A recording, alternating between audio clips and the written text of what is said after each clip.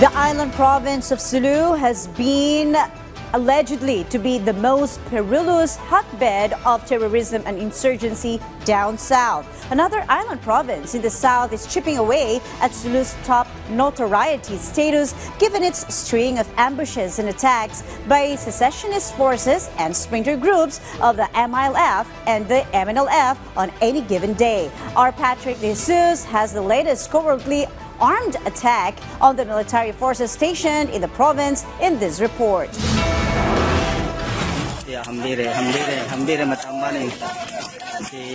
It was around 4 p.m. on Wednesday when an armed group reported the members of the Moro Islamic Liberation Front attacked the troops of the 32nd Infantry Battalion in the town of Sumisip, Basilan. The soldiers were on their way to Barangay Lower Cabengbeng to provide security for an activity of the United Nations Development Program. The military truck they rode was also set on fire. 2 were killed, while 12 were wounded on the side of our troops. 2 were also killed from the enemy's side. There were no reported injuries among the UNDP personnel. The AFP has intensified efforts to hunt down those involved in the ambush. We condole doon sa families ng ating fallen heroes, and rest assured that the Philippine Army will ensure yung prompt support natin doon sa mga namatay, and sa kasalukuyan yung mga wounded natin ay inaasikaso as part of our firm resolve to sustain this hard-earned peace and progress in Basilan. We are working closely with the local government units and other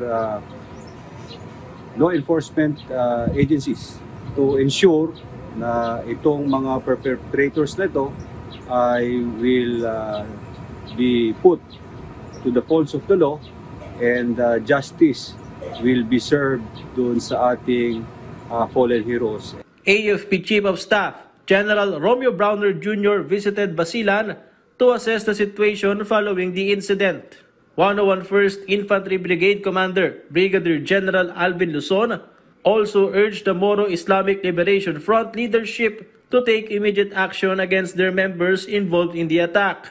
The Office of the Presidential Advisor on Peace, Reconciliation and Unity Secretary Carlito Galvez Jr. also condemned the attack, saying the group aims to disrupt the peace status the people of Basilan enjoy. Galvez added that the MILF should investigate the incident and hold those involved accountable. According to the provincial government of Basilan, the incident is isolated but may serve as a wake-up call. Hindi naman araw-araw kagaya dati na itong nangyari na ito. In fact, yung nangyari with MI, ang last is November, more than a year na bago ulit nangyari na ganito. Tapos merong mga ilan, siguro isang parang wake-up call sa ating lahat. Talagang patay, yung sensitive, yung vulnerability andon pa. Pero hindi ito reason para dapat itigil yung mga initiative sa ground. The more na dapat talaga aggressively i-intensify yung development. Despite the attack, the United Nations representative in the Philippines assured that peace-building efforts in the Bangsamoro region will continue.